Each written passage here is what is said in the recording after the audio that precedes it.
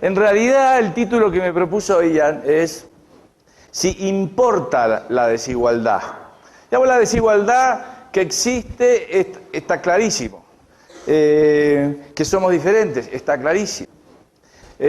Incluso podemos hacer tal vez un breve ejercicio para demostrar esto de la desigualdad. Entonces les voy a pedir a ustedes, por ejemplo, que me digan lo que a ustedes les parecen importantes valores, definiendo valores como aquellas cosas que importan, que me importan en la vida. ¿Qué consideran ustedes que son valores? A ver, digan.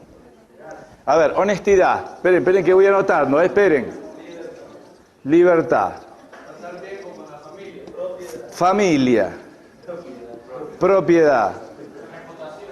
Esperen. Reputación. Moral. ¿Qué más? Vida. Vida o vendría a ser eso salud. O vida. Esperen, trabajo. ¿Qué más? Lealtad, esperen, lealtad. Responsabilidad. Esperen, disciplina. Digo, no solamente así valores en abstracto, sino cosas prácticas. Puede ser comida, no sé, dinero, igualdad ante la ley.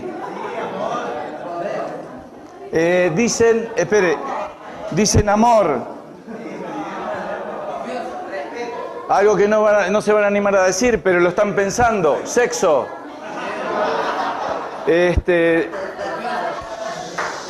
Deporte, por ejemplo, hacer deportes. Entretenimiento. Trabajo lo puse ahí. Cultura. Arte. Conocimiento. Bueno, ok, tenemos algunos acá. Yo les pido 2 minutos que ustedes hagan esto. Tomen esos papelitos que ustedes tienen ahí adelante y ordenen, sin que mire el de al lado, digamos, ordenen los primeros 10 por orden de importancia. Esta es una información que va a quedar para ustedes. Yo no le voy a preguntar qué es lo que va a pasar, qué es lo que pusieron.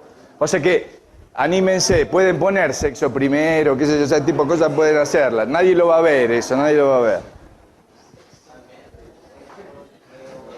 Entonces hace una listita de los 10 primeros en orden.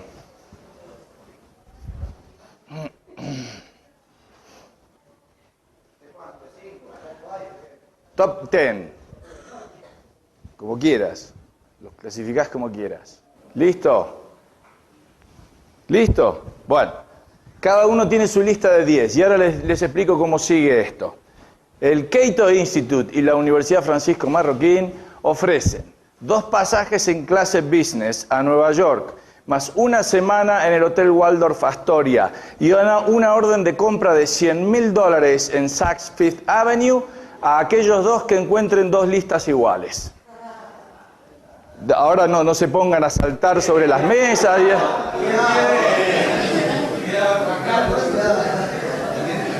Y yo me juego a decir esto en nombre del Cato porque sé que esto no va a pasar. En mis clases ofrezco una clasificación de 10 en la materia al alumno que encuentre esto y no he tenido nunca que poner 1. Y esto en realidad lo que está mostrando es que obviamente somos únicos e irrepetibles, tenemos distintas valoraciones y eso que hemos hecho nada más que una escala de 10, en realidad los valores pueden ser cientos y miles y además esas escalas varían en el tiempo a medida que uno va creciendo, a medida que uno va conociendo y aprendiendo nuevas cosas. Es decir, somos claramente distintos y eso que desde el punto de vista estadístico sería algo así como una muestra homogénea.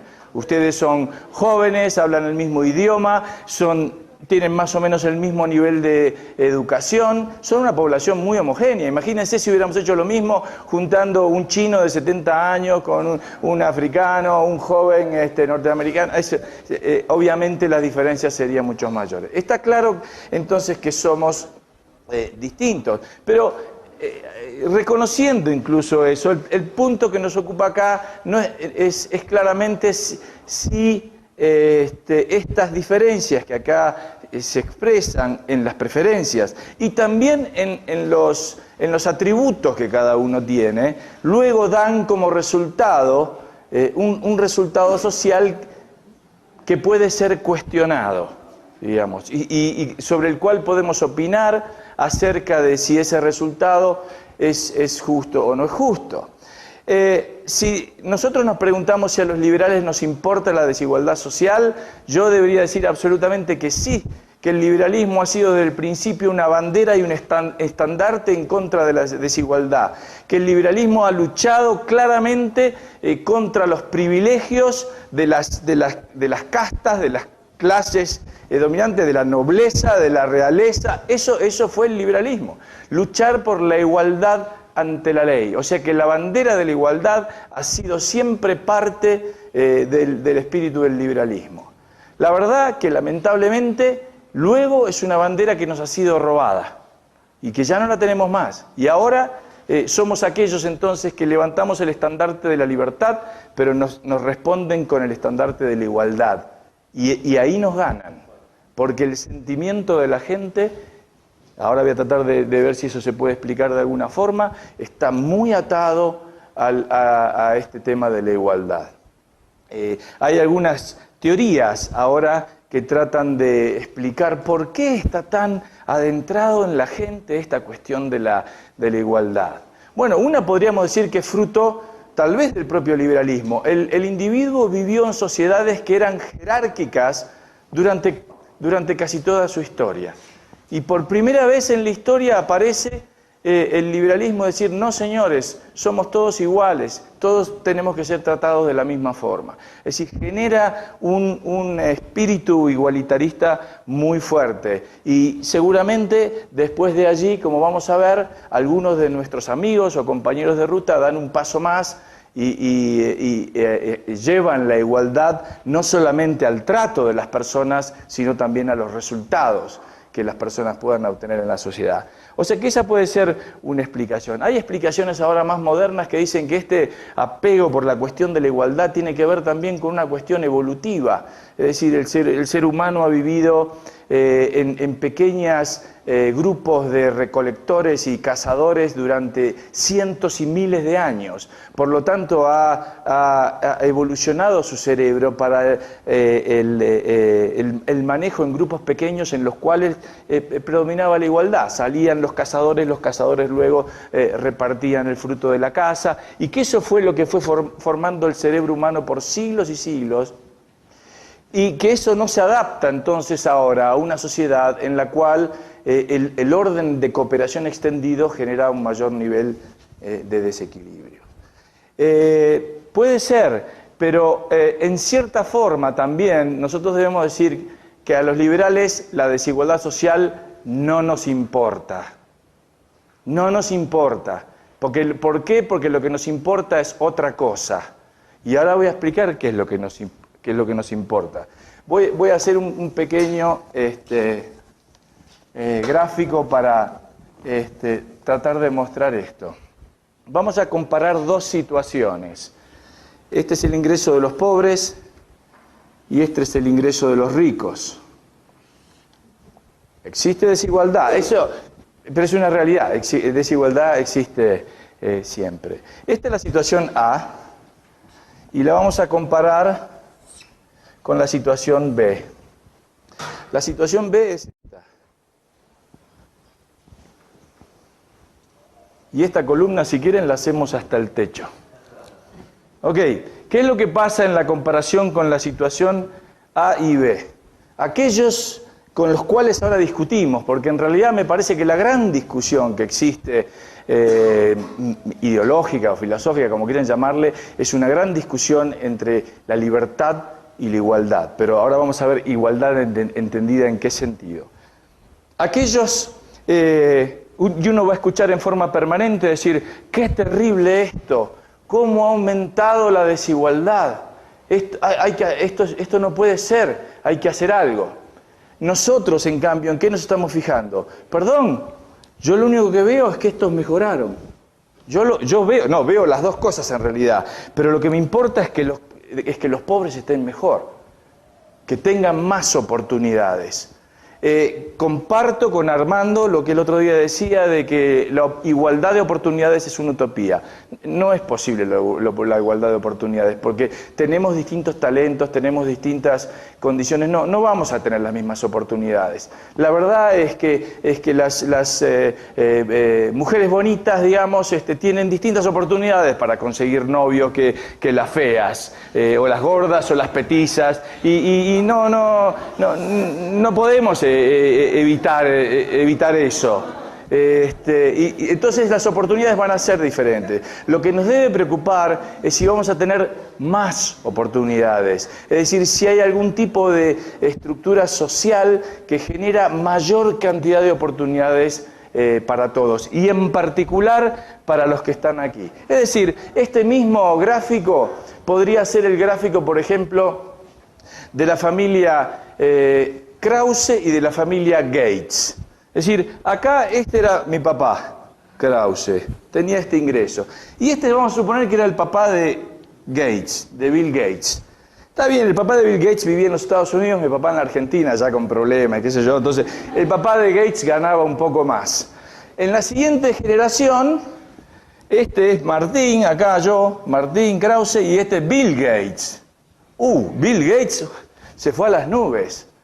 La diferencia entre los Krause y los Gates aumentó terriblemente. Pero yo, Krause, debería decir, ¡qué desgraciado que soy! No, yo debo decir, la verdad que yo estoy mucho mejor que mi papá, dupliqué el ingreso, vivo mejor, tengo un mejor nivel de vida que él. ¿Que Bill Gates tiene 100 veces más? Sí, está bien, pero incluso él me ha ayudado a mí, porque ahora yo tengo Windows, ahora uso computadora, entro en Facebook y qué sé yo, cosas que mi padre nunca podría haber hecho. Entonces, la verdad que a mí no importa que él tenga millones en la diferencia conmigo. A mí me importa en realidad si nosotros hemos podido mejorar. Y si mis hijos ahora tienen más oportunidades de las que yo tuve incluso cuando era joven. Y yo creo que la respuesta, si la respuesta es positiva, entonces eso es lo que a mí me preocupa y me interesa. Digo esto porque además, en el ámbito de la economía, hay ahora todo un área de análisis que es bastante curioso y es un análisis que trata de estudiar la felicidad. Y entonces tratan de hacer investigaciones a ver acerca de qué es lo que genera la felicidad en la gente, y si la gente es más feliz con más dinero, y entonces tratan de llegar a conclusiones de que en realidad no, de que el nivel de ingreso en los países ricos ha aumentado mucho, pero no necesariamente ha aumentado su felicidad, etcétera. Y bueno, cantidad de cosas de estas que en realidad tratan de darle una nueva justificación a las políticas redistributivas. Vamos a tomar de para darle a aquel. Entonces, yo creo que a nosotros, de nuevo, nos preocupa la desigualdad, pero sobre todo nos preocupa la desigualdad de trato. Sabemos que va a haber desigualdad material y que va a haber desigualdad de resultados, pero sabemos también, la verdad es que estos son dos valores que, interpretados en la forma en la cual se interpreta la igualdad ahora, entran inevitablemente en colisión. Porque ese valor de la igualdad, que era un valor tan liberal, dio un paso en un sentido distinto, digamos, y se convirtió prácticamente en lo opuesto. Es decir, esto es un poco como Darth Vader, ¿no? Era de los nuestros, y en algún momento se pasó para el otro lado. Es decir, por eso en Estados Unidos los socialdemócratas y los redistribucionistas se llaman liberals, porque en realidad eran parte de nuestro propio movimiento, aquellos que creíamos en la defensa de los individuos ante el poder, etcétera, y en algún momento dieron un paso hacia el otro lado. ¿Cómo fue que se dio ese paso? Hubo un cambio en la concepción de de los derechos de los individuos. La versión clásica, la nuestra, la versión liberal, es lo que se podríamos llamar una visión negativa de los derechos. La palabra no suena bien, pero los describe bien. Los derechos que tienen los individuos no reclaman de los demás ningún tipo de acción, salvo solamente la de abstenerse de interferir en nuestro propio derecho. Es decir, yo tengo un derecho, por ejemplo, a transitar por allí. Este derecho mío no impone en los demás ningún tipo de obligación que no sea la de no interferir en mi derecho de transitar. Es lo único. Y así el resto de las libertades, digamos, de los derechos que tenemos, son derechos, y se llaman así, derechos negativos. Ahora, esa visión de los derechos negativos daba a su vez como resultado un tipo de Estado que era el Estado que iba a proteger esos derechos negativos. Entonces era el Estado protector, llamémosle, también se usa una palabra que no es muy agradable, Estado gendarme, ¿no es cierto? ¿A qué era el Estado gendarme? El Estado que protegía los derechos de los individuos, ciertas funciones básicas que eran la seguridad interna y externa, es decir, la policía, el ejército, la justicia, para resolver los problemas que surgieran entre los habitantes, las relaciones exteriores para evitar los problemas que pudiéramos tener con otras tribus, para decirlo así.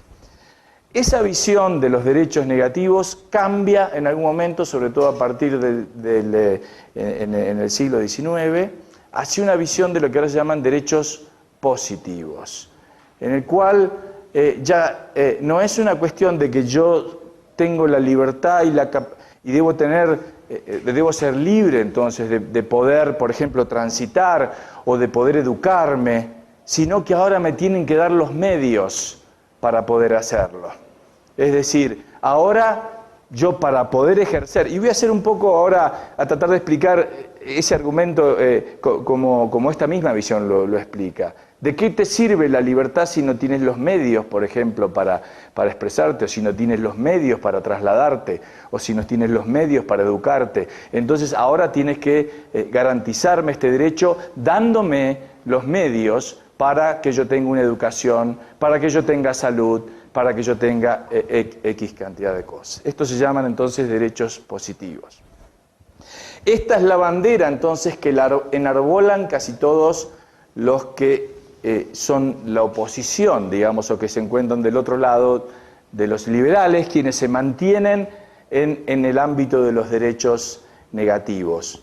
Pero ahora no voy a dejar a los liberales ahí nada más escondidos en eso, digamos, respecto a los problemas sociales. Esta visión de los derechos positivos reclama y exige y genera además un Estado diferente. El Estado ahora tiene que garantizar este tipo de derechos. Si los individuos van a tener esos derechos, entonces el Estado tiene que garantizarlos. Y eso no es otra cosa que el Estado benefactor. El Estado benefactor es esto, el que va a garantizar entonces que la gente tenga esos medios para acceder y cumplir con esos derechos, que tenga entonces la educación gratuita, que tenga entonces la salud gratuita, que tenga vacaciones por no sé cuántos días, que tenga vivienda, etcétera, etcétera, etcétera. El problema que se presenta, o por lo menos desde nuestra perspectiva, para esta visión de los derechos positivos, es que en la práctica inevitablemente, se presentan dos problemas, creo, serios. Uno es que colisiona directamente con la libertad. No son compatibles con la libertad. Porque el derecho positivo implica que el derecho positivo que uno va a gozar, algún otro lo tiene que pagar. Y ese otro que lo tiene que pagar, entonces ya está en una situación distinta de aquel que va a recibir el medio ese para garantizar su derecho. Si algunos van a recibir educación gratuita, otros la van a tener que pagar. Quiere decir entonces que el trato ante la ley ya no es igual. Claro, todos dirán, bueno, pero están pensando, bueno, lo que pasa que en realidad eso está muy bien porque uno tiene la visión esta de que el Estado va a hacer eso, algo así como Robin Hood, de que le va a sacar a los ricos para darle a los pobres. Pero eso es una utopía y una infantilidad. Una vez que ustedes crean al Estado redistribuidor, el Estado redistribuidor redistribuye para cualquier lado. Redistribuye Robin Hood, Hood Robin, de izquierda a derecha, de derecha a izquierda, en diagonal. Y al final del día uno ya no sabe si está recibiendo más de lo que pone. Traten de hacer el cálculo ustedes, cuánto reciben del Estado y cuánto ponen, y ya resulta imposible. Entonces el Estado y ese Estado benefactor se convierte en el gran repartidor de derechos. Ahora todos tenemos derechos. Estos tienen derecho a la educación, estos tienen derecho a la salud. Yo tengo un derecho a mi ingreso y que no venga la competencia de los productos extranjeros. Yo tengo el derecho al trabajo y a un puesto de trabajo. Se genera la inflación de derechos. Entonces ahora aparecen derechos por todos lados. Yo estoy trabajando ahora, voy a escribir un ensayo acerca de algo que creo que personalmente quiero cumplir, es que yo quiero el derecho a la fama. Por ejemplo, ¿por qué no? Ya que hay tantos derechos, ¿por qué no el derecho a la fama? Que el Estado me lo garantice. ¿Por qué algunos solo famosos nada más y no todos? Entonces yo quiero, por ejemplo, que se cumpla esta frase de Andy Warhol, que todos vamos a ser famosos por 15 minutos, ¿no es cierto? Yo quiero mis 15 minutos y el Estado me lo tiene que dar. Por ejemplo, yo quisiera 15 minutos en un concierto con los Rolling Stones y cantar Satisfaction. Pero yo quisiera que los fans sean, honestamente, griten y se entusiasmen conmigo. No que los contrate el Estado y hagan, ¡ey!, y hagan así nomás. No, yo realmente quisiera que ellos se tiren de los pelos y hagan todas esas cosas así. Bueno, entonces, ¿por qué no también ese derecho después de todo? Entonces acá nos encontramos con un problema de que en virtud de estos derechos positivos creamos el logro filantrópico ahora que en realidad se convierte en la gran piñata o, como decía Bastiat, en aquella gran ficción por la cual todos pretendemos vivir de todos los demás.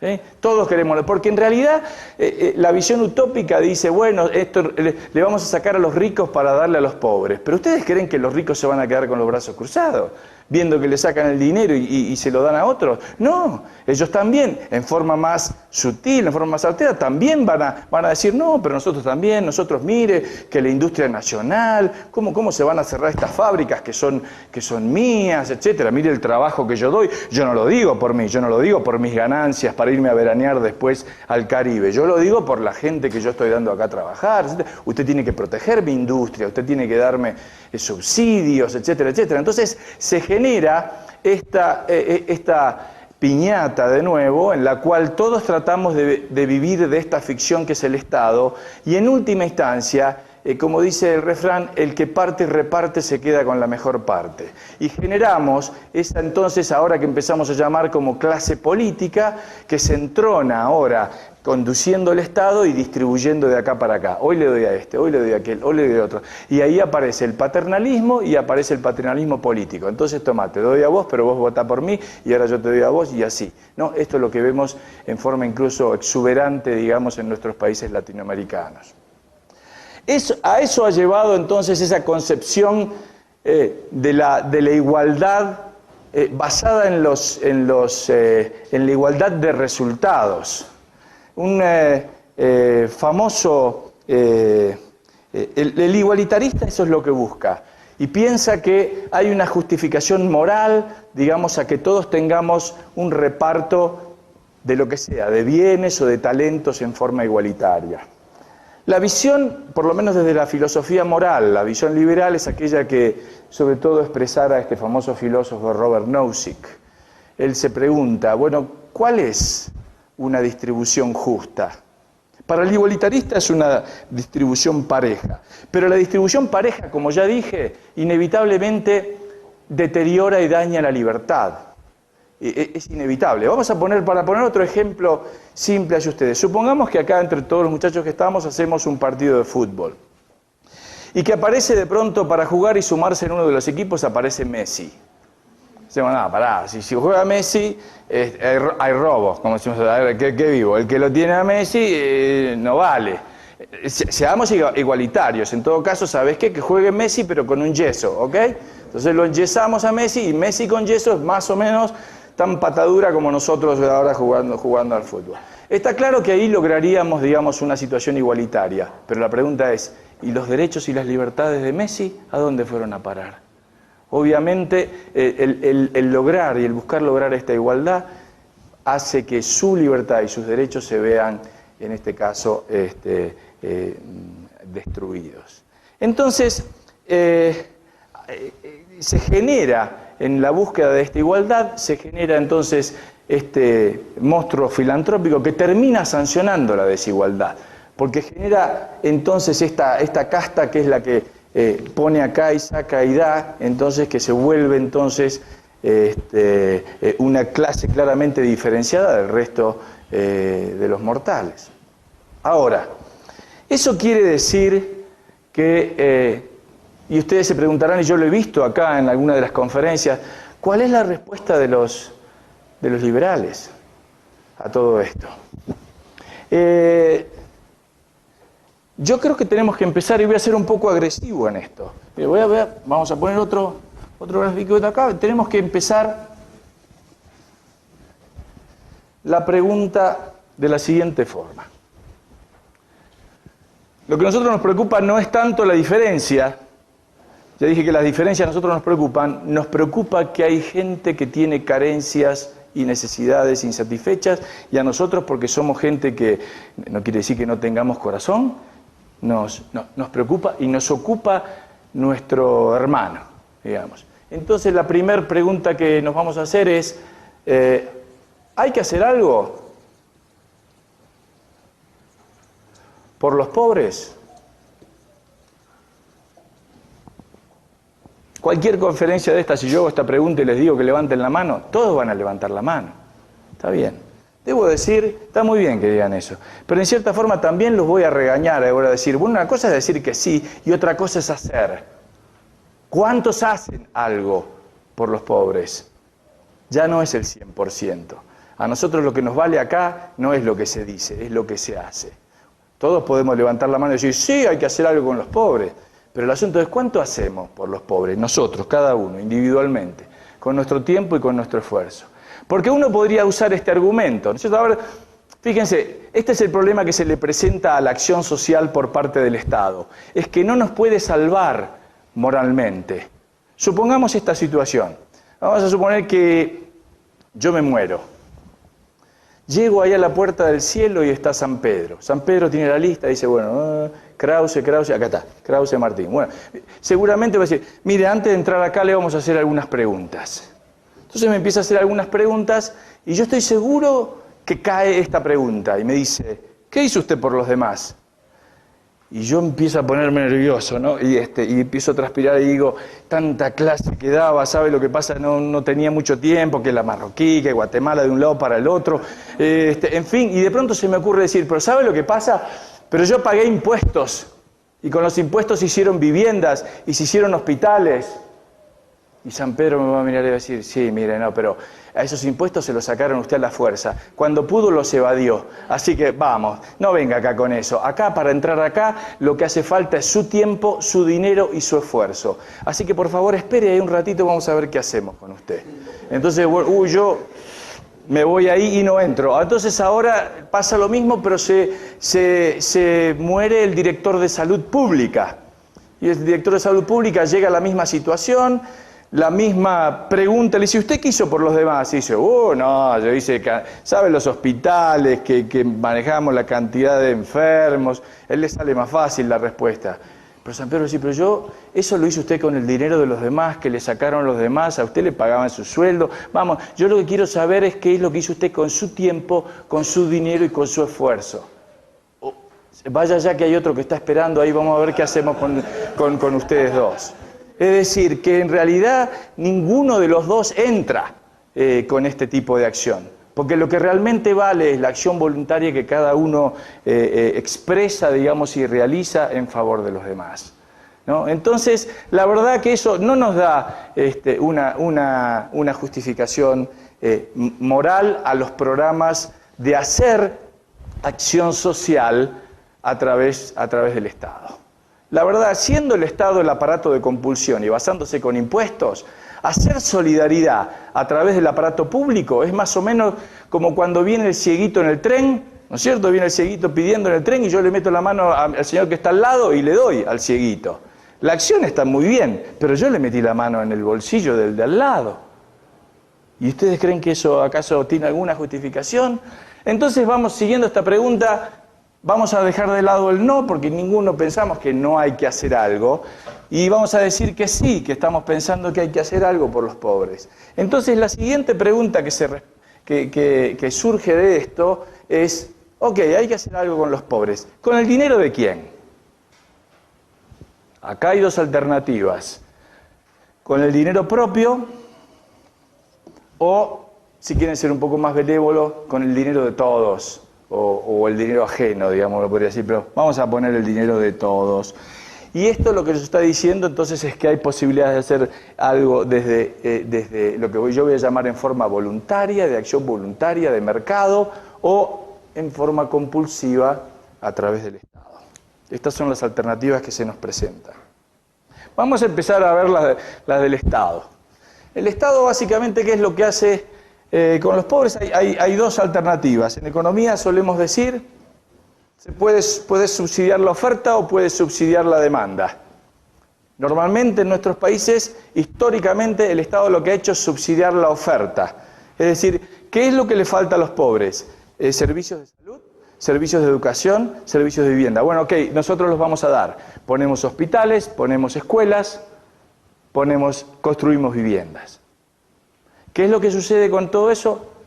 Enorme cantidad de problemas, porque la verdad es que el Estado es un pésimo administrador de las escuelas, de los hospitales. Hace falta entrar a cualquier hospital. Sin conocerlos, arriesgaría la opinión. Vamos a ver un hospital acá, a ver cómo está y a ver qué opinión tenemos. Yo no dudo en decir la opinión que tendríamos nosotros de entrar en cualquiera de los hospitales en la Argentina. Ese es el resultado. El Estado no es un buen administrador, además de otros problemas, de que usted está subsidiando a cualquiera, tenga o no tenga, medio, sea pobre o no sea pobre, etc. La verdad es que esta es la solución que hemos tenido durante muchos años y parece no estar funcionando. Ninguno de nosotros estamos contentos con cómo funcionan los hospitales o cómo funcionan las escuelas, o qué sucede con las viviendas. Nuestras ciudades están llenas de villas miseria, o como ustedes las quieran llamar en sus respectivos países. O sea, esto es lo que hay. No voy a hablar mucho más, ustedes lo conocen. Es decir, esto vendría a ser subsidiar la oferta. Hay una alternativa que está surgiendo, o que ha surgido en forma más fuerte en los últimos años, diría las últimas 2 o 3 décadas, que sugiere, en vez de subsidiar la oferta, subsidiar la demanda.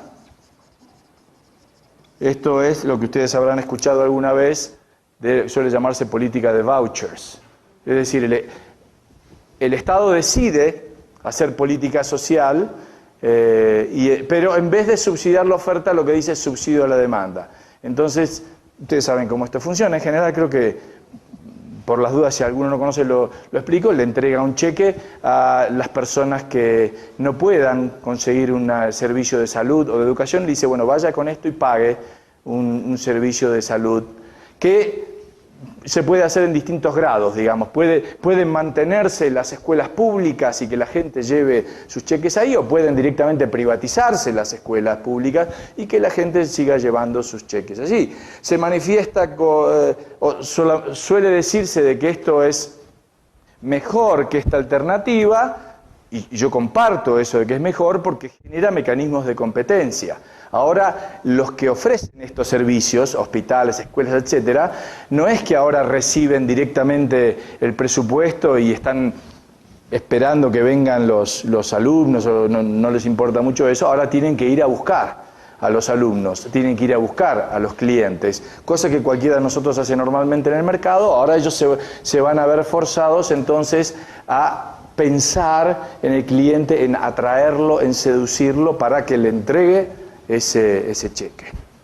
Hay críticas también a esto, por supuesto. Entre otras las críticas inherentes a todo programa público. Una vez que creaste un programa de este tipo, Algunos dicen, no, bueno, los vouchers debería ser un proceso de transición hacia un mercado libre en la salud, en la educación. Y el contraargumento de esto es, bueno, pero una vez que creaste este programa no lo eliminás más. Es más, la gente va a querer más dinero en los vouchers, más y más, y los políticos van a alimentar eso y creaste un monstruo que nunca más vas a eliminar. Puede ser, no sé, pero lo que sí sé que está claro que entre subsidiar la oferta y subsidiar la demanda, claramente subsidiar la demanda es una alternativa superior. Ahora, ¿qué es lo que tiene el mercado para los pobres?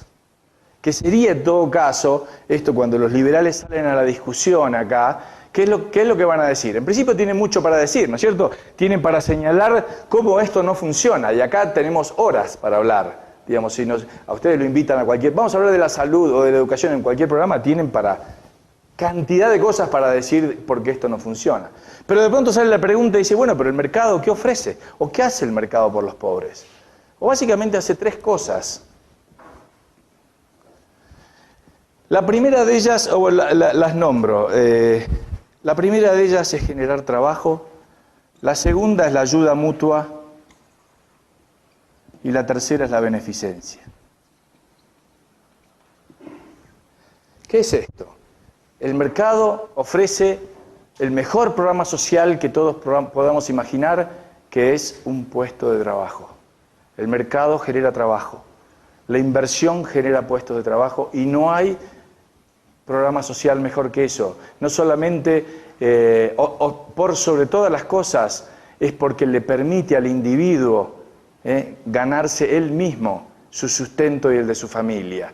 Y eso implica una remuneración, digamos, moral muy importante para la persona, porque ya no está viviendo de la ayuda o del señor Estado, del político, sino que ahora es él, por su propia cuenta, el que genera sus ingresos. El mercado es un gran generador, entonces, de puestos de trabajo. Y yo voy a utilizar, aunque voy a hablar de aquella Argentina que hoy mencionaba Ian, aquella de antes, para mostrar, y yo creo que vale la pena que ustedes investiguen en sus propios países, qué es lo que pasaba con todos estos problemas cuando no había un Estado benefactor. ¿Qué es lo que pasaba?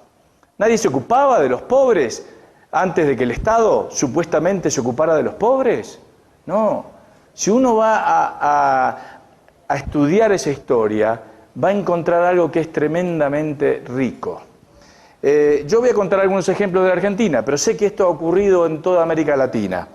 Vamos con el primer caso, que es el caso del trabajo. Yo debo decir que en mi país pasó algo increíble. Hubo 70 años en los cuales no hubo desempleo.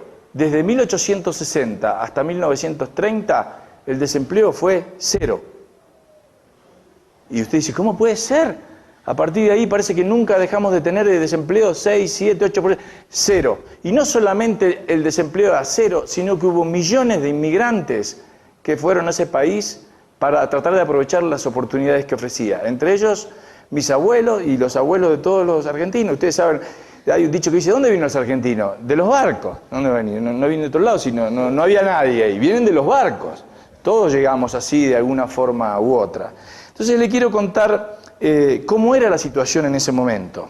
En la Argentina había como regulación laboral a fines del siglo XIX un código civil que tenía solamente 6 artículos que hablaban de la locación de servicio.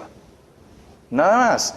Un artículo de ellos, leo para su curiosidad, decía: la locación de servicios es un contrato consensual, aunque el servicio hubiese de ser hecho en cosa de una de las partes que una de las partes debe entregar. Tiene lugar cuando una de las partes se obligare a prestar un servicio y la otra a pagarle por ese servicio un precio en dinero.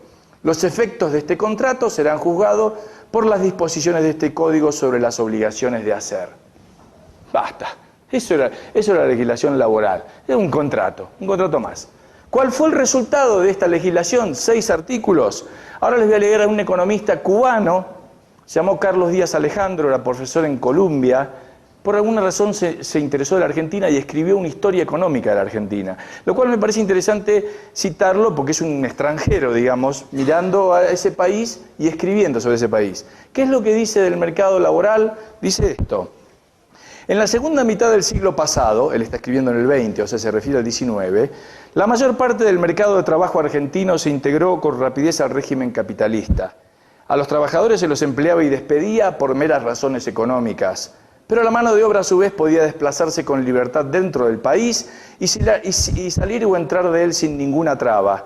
Por otra parte, a pesar de alguna que otra desocupación cíclica, de 1860 a 1930, la Argentina en general se caracteriza por una economía en plena ocupación. 70 años en plena ocupación.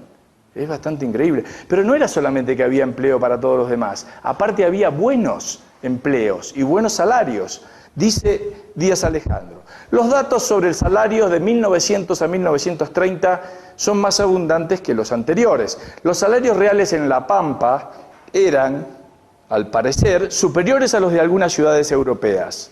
Una comparación entre las tasas de salario por hora correspondientes al lapso 1911-14 en Buenos Aires, París y Marsella, respecto de 7 categorías diferentes, muestra que las tasas salariales de Buenos Aires eran superiores a las de Marsella en todas las categorías, alrededor de un 80%, y superiores a casi todas las de París, alrededor de un 25%.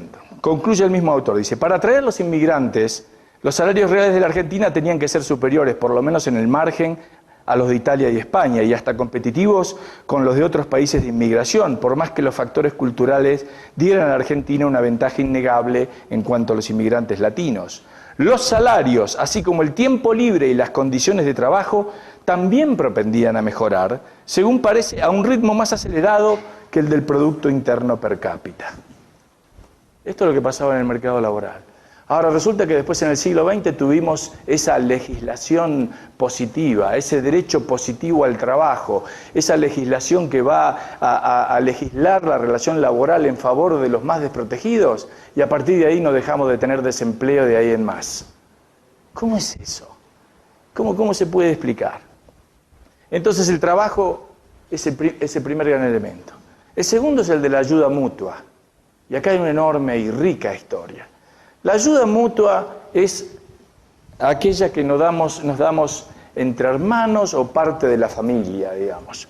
La verdad es que durante siglos y siglos estuvo siempre vigente un contrato familiar, que era básicamente este. Los padres se hacen cargo de los hijos cuando los hijos no se pueden sostener por sí mismos. Los hijos se hacen cargo de los padres cuando los padres no se pueden sostener por sí mismos. Y este contrato funcionó durante siglos. Y podía funcionar sobre todo cuando vivíamos en esas sociedades agrícolas en las cuales las familias no se desplazaban, vivían siempre en el mismo lugar. Entonces ese contrato familiar seguía estando vigente. Ahora, con la llegada de la Revolución Industrial, esa proximidad y esa unión de la familia se separa. Las familias empiezan a emigrar a las ciudades en busca de empleo e incluso al exterior, como era en nuestro caso. Entonces, ese contrato familiar se hacía más difícil de cumplir. No importa, el mercado, si ustedes quieren, o las acciones voluntarias le dieron una respuesta a eso. Y la respuesta a eso fue crear en todos nuestros países una enorme cantidad de lo que se llamaban las sociedades de ayuda mutua o de socorro mutuo. Algunas todavía hoy existen. En el caso de la Argentina, si uno va todavía hoy al interior del país, va a encontrar el pueblo en el cual está la plaza en el medio, la municipalidad, la iglesia, el banco y el edificio de la Asociación de Socorro Mutuo. Había cantidad. Déjenme leerles. En el caso nuestro lo que hacían eran los inmigrantes se reunían a través de las nacionalidades, es decir, las distintas nacionalidades tenían sus propias sociedades de socorros mutuos. Entonces, ¿cuáles eran los fines? Les leo los fines de una sociedad de este tipo. Era crear un fondo común destinado a socorrer a los socios en los casos de enfermedad o de las consecuencias de estas, y también para que se les permita hacer frente a las necesidades de la vida en la ancianidad. Constituir cajas de ahorros y seguros mutuos teniendo en vista muy especialmente los casos de accidente, fallecimiento, viudedad y orfandad. propender al bien común, compatible con su base fundamental, es decir, el socorro mutuo, pudiendo establecer y organizar al efecto las instituciones económicas conducentes a este fin, fundar escuelas, procurar el mejoramiento moral, intelectual y material de sus asociados, con exclusión terminante de todo debate relacionado con la política o la religión. Celebrar las glorias o los aniversarios de las diversas colectividades. Entonces, los nombres a mí siempre me divirtieron mucho. Había nombres como eran, por ejemplo, l'Union et Sécurité Mutuelle. Bueno, los franceses se juntaban, las italianas eran divertidas. A ver si tengo los nombres de las italianas por aquí. Se llamaban Fratellanza, acá está, miren, algunas italianas eran Camillo Benso, Conti de Cavour, Fratellanza Militare, Giuseppe Garibaldi, Le Italiane al Plata, Margherita di Savoia, en fin, todas esas eran sociedades mutuales de italianos que se juntaban y se ayudaban entre sí.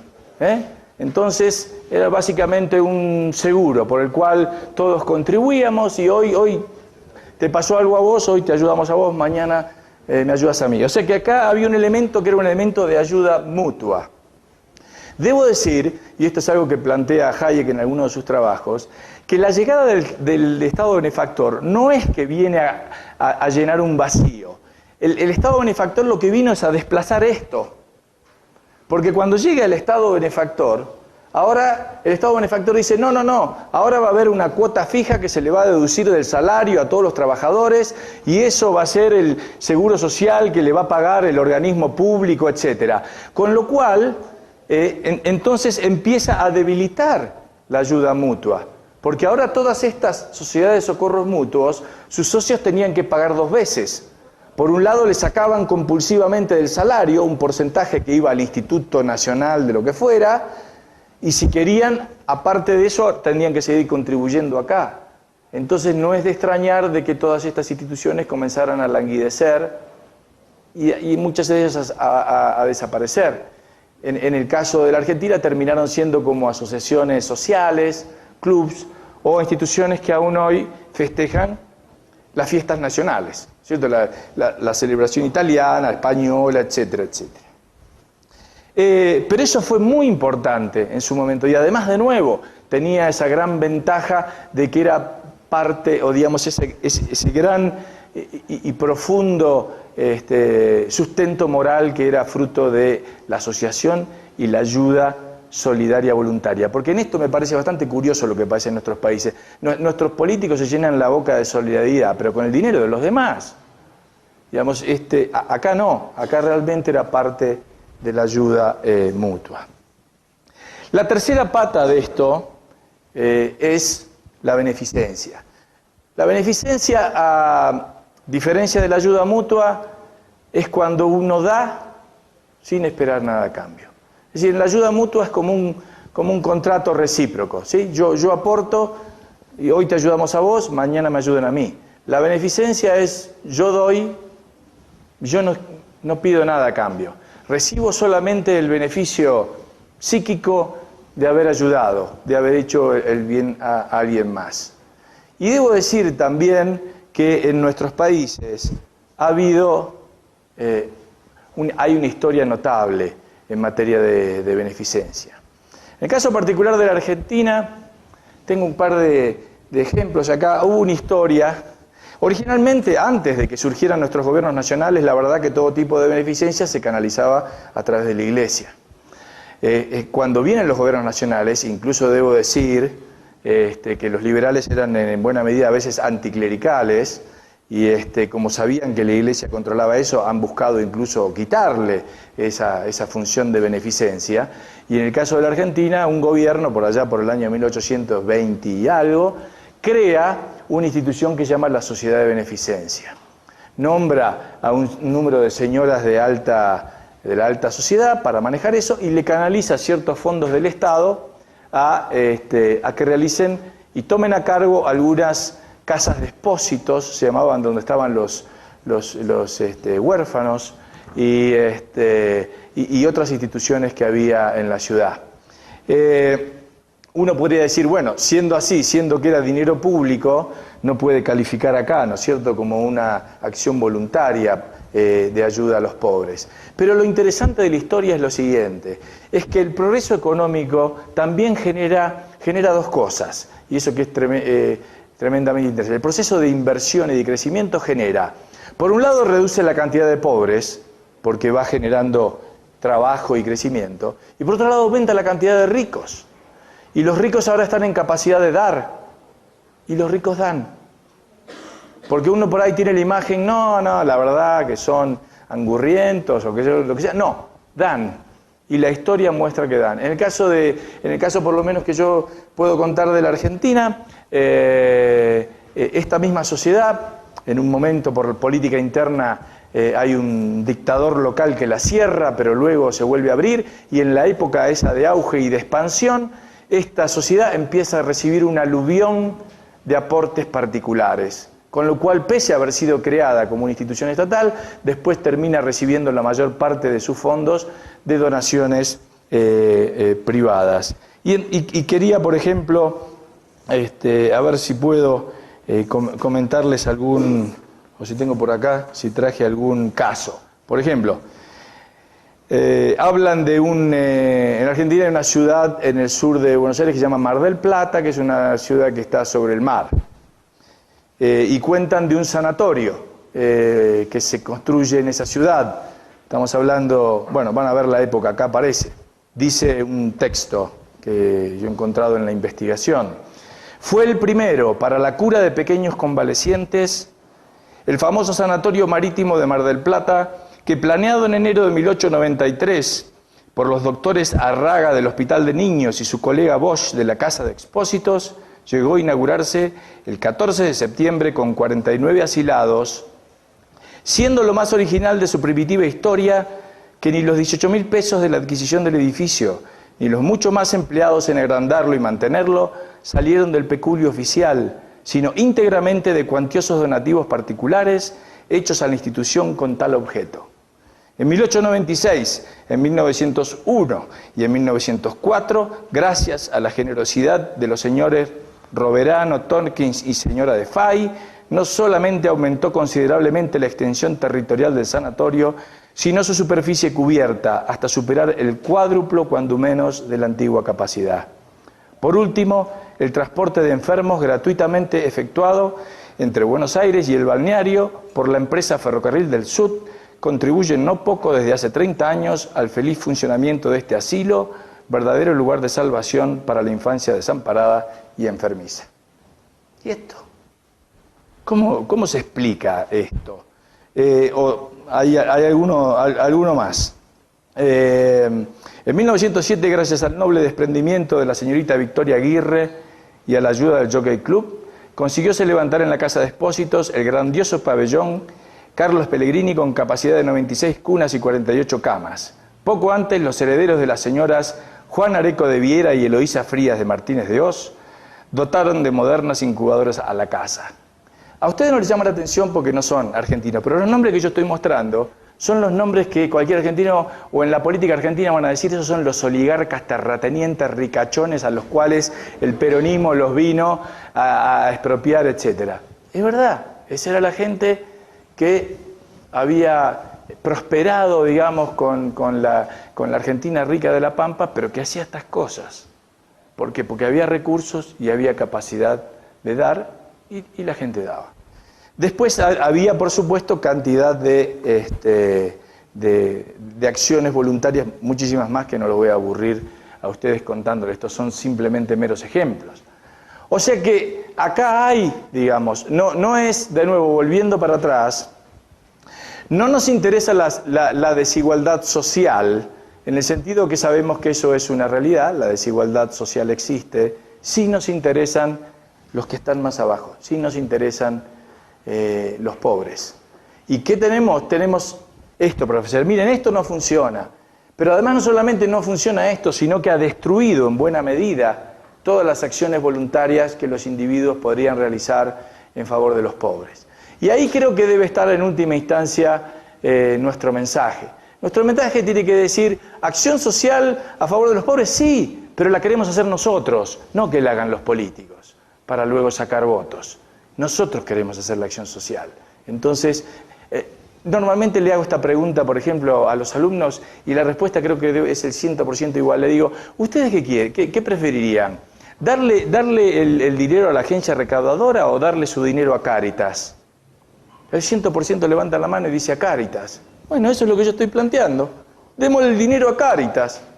O a Cáritas o a cuantas otras hay por allí, que además van a estar en competencia entre sí, y vamos a ver que nuestro dinero va a llegar muchísimo más y mucho mejor, digamos, a aquellos que realmente lo necesitan. Y además vamos a tener la justificación moral. Vamos a decir, sí, este es mi dinero, este es mi tiempo y este es mi esfuerzo. No es el que me sacaron a la fuerza y ese no lo puedo presentar en mi haber. Este sí. Y ahí es donde creo que tenemos esa superioridad moral. Creo que esta es, digamos, la respuesta de los liberales a los problemas sociales, a los problemas de la pobreza y las necesidades que existen en nuestras sociedades, y que creo que tenemos que ser agresivos en esto, y que creo que tenemos que salir a defender estas ideas y a denunciar en última instancia que el vocabulario que se llena la boca de solidaridad social es en realidad un vocabulario, no es veraz, digamos. Y además no es honesto, porque lo que se busca a través de los programas sociales vía el Estado en realidad es el control político de aquellos que reciben esos beneficios. Y nosotros venimos a decirle no, nosotros queremos, si quieren ponerlo así, empowerment. Nosotros queremos que la gente tenga la capacidad de resolver sus propios problemas y además queremos nosotros manejar nuestro dinero para ayudarlos y para poder ayudarlos y para que el día de mañana cuando lleguemos hacia allá arriba podamos presentar con orgullo esto es lo que hice por los demás. Bueno, gracias. Bueno, en Venezuela siempre ha habido mucha inquietud por esta cuestión social. Ahorita hay muchísimos planes por parte del Estado que son las misiones, las famosísimas misiones, que eso asumen. Hay un caso particular que son las escuelas de fe y alegría, que son colegios gratuitos, eran llevados por la iglesia hasta que llegó Chávez y les quitó todo el subsidio que tenían. Y bueno, por supuesto han decaído, han desaparecido muchísimas escuelas. Eso es algo que les quería compartir. Pero quería preguntarle, porque recuerdo que en Venezuela, veces en que hemos hablado de este tema, hemos comentado que la ayuda que se le puede dar de repente a la gente que lo necesita, el hermano, depende mucho de las ganas que tengan ellos de ser ayudados. O sea, es muy difícil, por ejemplo, ayudar a una persona de salir abajo, darle los medios, darle todas las oportunidades, pero que no las quiera asumir. ¿Eso en qué afectaría, por ejemplo, el desarrollo de una sociedad y si hay alguna manera de solucionar eso de manera que no afecte al crecimiento económico o en todo sentido de una sociedad? Yo creo que si hay gente que no quiere ser ayudada, pensará que no lo necesita o si es por algún otro tipo de circunstancias, no veo que haya mucho que se pueda hacer. Tal vez, y con buen criterio, lo que hay que hacer no es ayudarla, sino enseñarle cómo se puede ayudar a sí mismo. Esta cosa de que no le vamos a dar los peces, sino que vamos a decirle cómo se hace una caña, ¿verdad? Y cómo se puede pescar. Eso probablemente sea mucho más útil. Pero si hay alguna personalidad de ese tipo, digo, eso afectaría tanto un programa voluntario como un programa estatal. Si la gente no quiere ser ayudada, uno ahí tendría que plantearse un dilema, diría, filosófico. Si la persona no quiere ser ayudada, ¿quién soy yo para que lo voy a obligar a que reciba la ayuda? Bueno, está en todo su derecho de no querer recibirla. Buenas tardes, Carlos Blanco de Costa Rica. Evidentemente comparto la mayoría de las ideas y lo único que me queda la duda, y en realidad me hace falta mucha filosofía en este aspecto, es si realmente el hombre es tan bueno por naturaleza. O sea, no estoy, todavía no he dado ese paso ahí, pero nada más era el comentario y no sé qué opinas vos al respecto. No sé si es bueno o es malo. Hay bueno, hay malo, hay de todo. Pero no hace ninguna diferencia este argumento, porque esos mismos hombres son los que eventualmente ocupan el Estado o están afuera del Estado. O sea que el hombre es lo que es. Acá no estamos hablando, no vamos a tener que cambiar al hombre para que esto... Por ahí de pronto va a estar bueno, por supuesto, difundir ciertos valores morales y todo eso, pero con el hombre como es, ahora la pregunta que se nos plantea es, ¿por qué camino vamos? Y yo creo que el camino de la ayuda y de la cooperación voluntaria es un camino superior, tanto para el que recibe como para el que da, siendo las personas como son, las tomo así, ¿no es cierto? Como son. Es más, creo que eso le va a dar la oportunidad a gente de mejorar y ser mejor, y de ser una mejor persona, cosa que haciéndose cargo el Estado, no, ya está. Es un poco como la actitud, ¿no es cierto?, de que uno va... Los programas públicos empiezan a generar esta actitud. Uno va por la calle y viene la señora viejita caminando y se cae. Y la reacción es, ¿y el Estado qué pasa? Que no hace nada acá, se cayó la señora. No, perdón, lo que hay que hacer es ir a ayudarla. Eso es lo que hay que hacer. Pero claro, como uno ya empieza a generar la mente, no, esto se ocupa el Estado. Yo no me tengo que ocupar, esto se ocupa el Estado. Y de mis padres yo tampoco me tengo que ocupar, porque se ocupará el... No, señor, eso no es así. Lo que vale es lo que uno hace y cómo uno se ocupa. A ver, tengo una escrita acá, vamos a hacer un... ¿Usted qué opina de los incentivos que promueven ciertos gobiernos para que los empresarios hagan donaciones y en contrapartida paguen menos impuestos? Sí, yo creo que es una interesante alternativa, digámosle, de transición. Acá lo que traté de presentar son elementos, digamos así, un poco puros, pero la verdad es que en todos nuestros países no podés pasar de decir el Estado hace todo y del día de mañana no va a hacer nada. Pero sí haría en forma creciente programas de ese tipo por el cual a la gente le diera la oportunidad de deducir una parte de sus impuestos y entregarla a alguna institución de beneficencia o de ayuda mutua. Definitivamente me parecería que sería interesante promover este tipo de acciones. ¿A quién más? Sí. Pedro Méndez, de Venezuela. En Venezuela hace algunos años se intentó, creo que todavía existe, no sé en qué estatus está, pero se intentó una organización de tipo intermedio. Una serie de empresarios se dieron cuenta de que había un cierto número de colaboraciones voluntarias de ciertas empresas, pero que una entonces iba a unas doñitas que hacían tejidos en una montaña por allá, otras iban a unos pescadores que estaban, otros iban a salvar a los animales. Entonces, una serie de sociólogos se sentaron y diseñaron una organización que decía, bueno, nosotros recaudamos todas las donaciones y las enfocamos en los programas que realmente van a tener impacto sobre la pobreza, sobre el analfabetismo, sobre los problemas que realmente son problemas para el país. Funcionó durante algún tiempo y después decayó porque una serie de empresarios empezaron a decir, mira, estamos creando un segundo Estado. En la medida en que le demos a esta organización se va a hacer más y más grande y se va a convertir en una organización igual de ineficiente que el Estado. Pero hay todavía quien dice que se debió continuar con el experimento. No sé qué opinión tiene ese tipo de organizaciones. Te voy a contestar con un ejemplo. En la Argentina hay un interesante ejemplo que el que lo quiera buscar en Google y ver un poco cómo funciona. Una especie que se llama así, se llama Red Solidaria.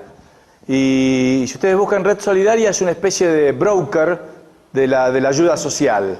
Entonces ahí están, parte de esta Red Solidaria son una enorme cantidad de ONG. Entonces va alguien, por ejemplo, que dice, bueno, nosotros lo que necesitamos son pizarrones. Y entran...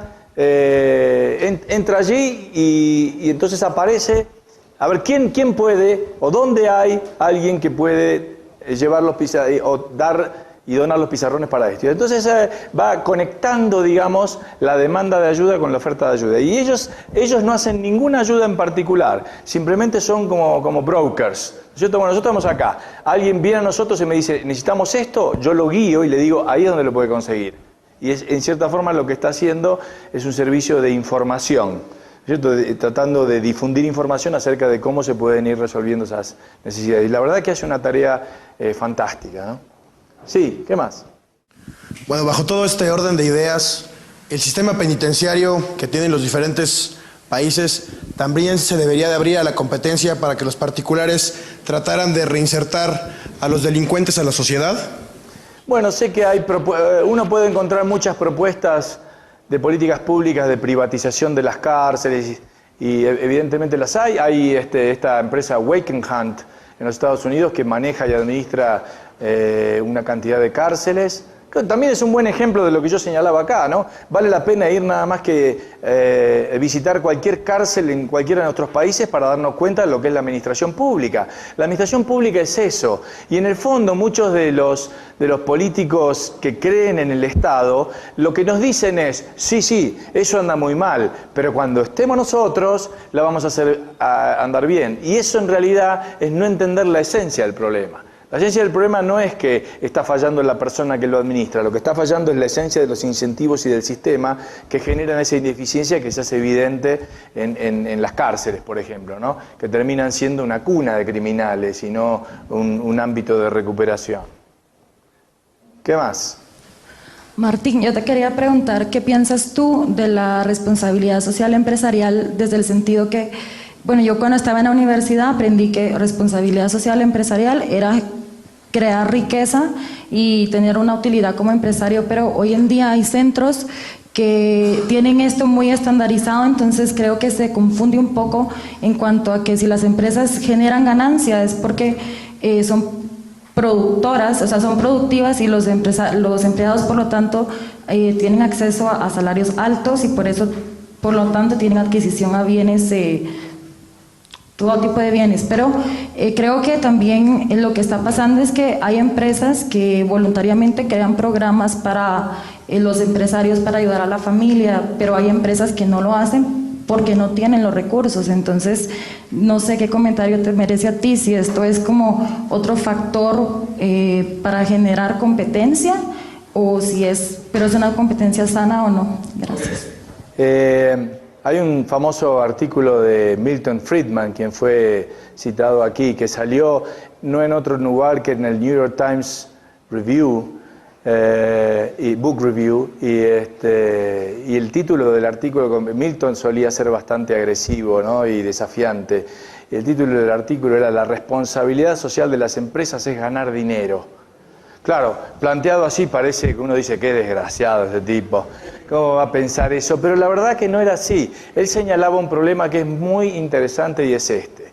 Las empresas, es decir, los gerentes de las empresas, están manejando dinero que no les pertenece, están manejando dinero de los accionistas. Por lo tanto, lo que le corresponde a las empresas es ganar dinero para los accionistas y en todo caso que los accionistas después hagan toda la beneficencia que quieran hacer. Además, eso sí, uno podría entender qué es lo que ocurre actualmente, además que las empresas hagan programas de responsabilidad social porque mejora su reputación, mejora el nombre que tiene la marca, mejora la presencia o la percepción que tiene la empresa dentro de la sociedad, o como suelen decir las empresas, se vuelve como un buen ciudadano.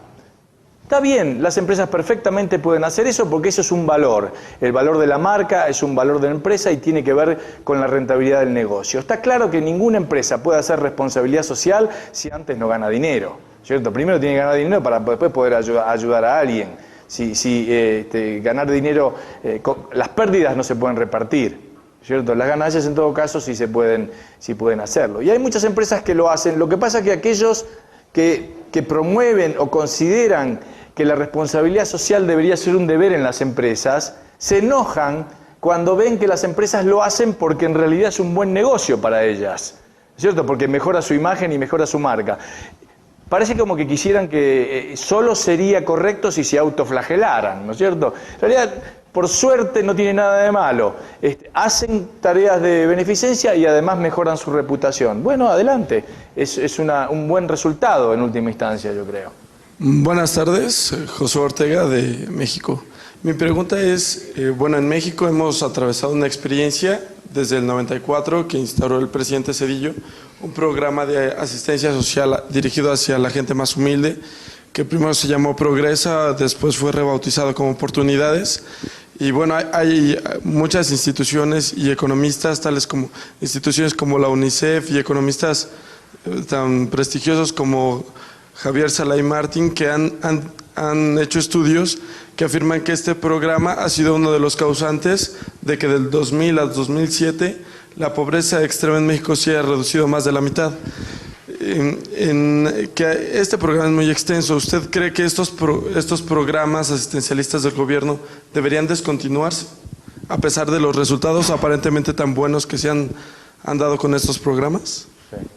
Sí. ¿Hicieron las regresiones? ¿Hicieron las regresiones?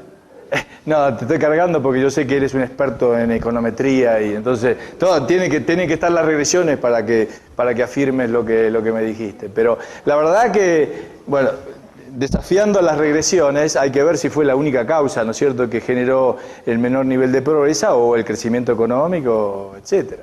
Bueno, la verdad es que yo creo el mejor programa que podés generar, de nuevo, como dije antes, es darle la posibilidad a la gente de que se ayude a sí misma. Y que el mejor programa que podés tener es que tenga un puesto de trabajo y que muchas veces eso no implica necesariamente un gasto público, sino remover muchas veces las barreras que impiden a los más pobres de pronto acceder a un puesto de trabajo. Eso es típicamente el caso, por ejemplo, con los jóvenes y típicamente el caso cuando se fijan, por ejemplo, salarios mínimos. Acá fue mencionado el caso en alguna de las conferencias de los salarios mínimos. Pero el político implementa un salario mínimo diciendo vamos a ayudar a los de menores ingresos. ¿Qué mejor? Los salarios ahora más bajos son de 100, no, que sean 150. Y uno diría, bueno, ya que está 150, ¿por qué no le ponemos $10.000 a cada uno y somos todos felices? Pero ¿por qué uno no hace eso? Porque está claro que generas inmediatamente un enorme desempleo. Muchas veces la ayuda que podés dar es precisamente remover esas barreras para que esta gente pueda acceder. Y en este caso particular, el de los jóvenes, esto es así. Cuando hay estos salarios mínimos, como creo que contaba Alfredo Goulart, el joven no capacitado no puede competir. Porque su forma de competir es con un salario más bajo y entonces ingresa ahí en una carrera laboral que luego lo va a llevar a tener ingresos mucho más altos. Pero acá, cuando le fijas un salario, le estás como quitando el primer escalón, ¿no? Entonces, la verdad es que puede ser que de pronto algún programa de esos funcione mejor que otros, algunos se administran mejor que otros o no, pero creo, de nuevo, que ahí hay dos conceptos, ¿no? Uno, un criterio de eficiencia y un criterio ético. El criterio ético no lo salvás, porque ese es dinero que le sacaste a la gente y no le estás permitiendo a la gente que lo haga en forma voluntaria. Y además yo creo que programas voluntarios de esa misma naturaleza serían administrados más eficientemente por parte del sector privado que por parte del sector público, por más que encuentres de tanto en tanto algún programa que relativamente haya funcionado bien. Felipe Valencia, de Perú. Martín, en una conferencia anterior de Carlos Alberto Montaner yo mencioné el tema de la igualdad de oportunidades, que creo que generó bastante controversia y luego conversando con varios compañeros y escuchando a los expositores me doy cuenta que en realidad la igualdad de oportunidades es algo irreal y quizá utópico que no vale la pena buscar. Sin embargo, también conversando con otros compañeros nace otro concepto que sería un mínimo de oportunidades, con el sentido de que, digamos, una persona que nace que nace y no tiene nutrición, quizás no puede desarrollar su cerebro, o si no hace una educación mínima, tampoco tiene libertad para elegir en el futuro. De hecho yo pienso, como tú, que lo óptimo es que privadamente la gente se organice y cree instituciones o cree formas que generen ayuda a las personas necesitadas. ¿Qué piensas tú de que mientras esa oferta no cubra la demanda, aunque sea progresivamente haya políticas públicas que permitan este mínimo de oportunidades? Gracias. Bueno, no sé por qué no va a cubrir la demanda. ¿Por qué no va a cubrirla? No sé, ¿por qué no? Al contrario, a lo mejor sobra. Creo muchísima más en la creatividad del sector privado para resolver este tipo de problemas, con creatividad. Voy a poner otro ejemplo que hay en la Argentina, que me parece extraordinario, digamos, cómo se pueden matar varios pájaros de un tiro. Hay una asociación allí en la Argentina que se llama Asociación Argentina de Lucha contra la Esclerosis Múltiple. La esclerosis múltiple es una enfermedad que no tiene cura y claro, trae severos problemas familiares, etc. Entonces, ¿qué es lo que pasa?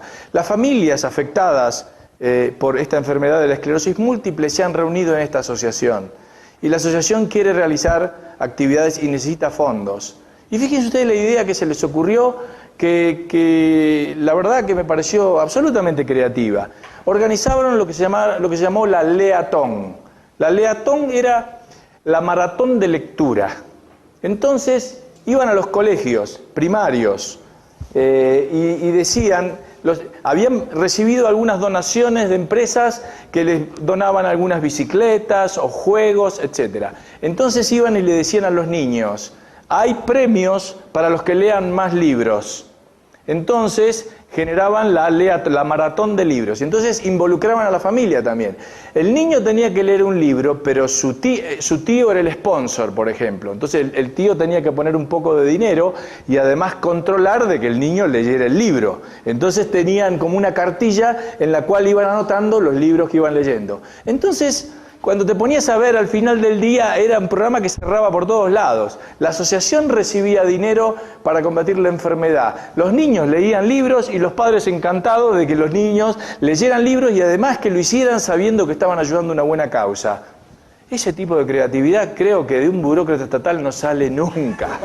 Nunca, le puedo asegurar. Y eso es lo que me parece que, en cierta forma, sería el resultado de darle libertad a la iniciativa. Es como, y voy a usar una frase maoísta, ¿sí?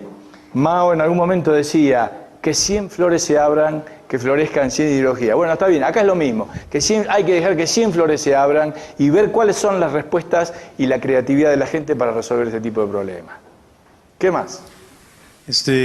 Martín, muchas gracias por la conferencia. Tengo un comentario y después una pregunta. En nuestros países existe una falacia presente en cuanto a la percepción del Estado para reducir la desigualdad social, entendiendo falacia como un error en el razonamiento. La gente cree que el Estado es el encargado de reducir la desigualdad y que el Estado tiene que ser solidario y ayudar a los pobres, etc. Un ejemplo es que en Costa Rica las personas que no tienen dinero para pagarse una operación de las cataratas, ¿verdad?, de los ojos, y ocupa el servicio que brinda el país, tienen que esperarse como 2 años para poder ser operado, ¿verdad? Y el problema va a estar mucho peor. Entonces me llamó la atención que Andrea mencionaba que esto de las misiones, ¿verdad? Porque las personas en Costa Rica pueden ir a la Embajada de Venezuela y se anotan, ¿verdad? Y van y son operadas allá en Venezuela, ¿verdad? Y es gratis y es más rápido. Entonces, también otro ejemplo es que las iglesias muchas veces, independientemente si son católicas o protestantes, organizan actividades para ayudar a los indigentes.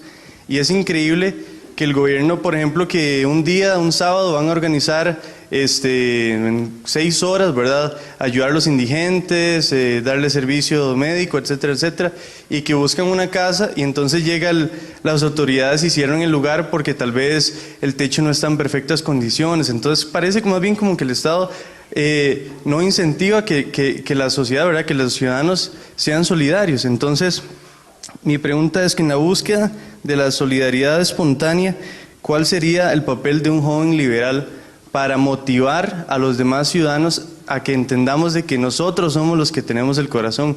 No me acuerdo quién dijo en uno de estos días que sí, que el Estado no tiene corazón, nosotros somos los que tenemos corazón, nosotros somos los encargados, los que deberíamos estar ayudando a las personas. Gracias. Yo creo que hay distintos niveles. En principio vuelvo a recalcar algo sobre lo que dije sobre la desigualdad. No es lo más importante la desigualdad, lo que nos importa son los pobres. Porque fíjate, y creo que lo mencionó Ian, fíjate el caso de China. En China en los últimos 20 años ha aumentado la desigualdad. ¿Pero qué? Pero están mucho mejor, los pobres están mucho mejor, han triplicado o cuatruplicado su ingreso, que ahora empieza a haber millonarios chinos, pero ¿eso debería preocuparnos? No. Debo decir que todo mecanismo de generación y de puesta en movimiento de la creación de riqueza, originalmente va a generar eso. Algunos van a picar rápido antes, pero el asunto es que los de atrás también vayan para arriba. No los vamos a poder hacer ir a todos juntos, porque si queremos ir todos juntos para arriba, ninguno va a avanzar para ningún lado, ¿no? Entonces, eso lo vuelvo a recalcar, eso es lo fundamental. Respecto a qué hacer un joven liberal, yo creo que tiene 2 niveles de acción. Uno es a nivel de promoción de políticas públicas y argumentar y decir, bueno, habría que hacer esto, promover que haya, no sé, que se permitan más las acciones voluntarias, benéficas, etcétera, y otro es hacer algo personalmente.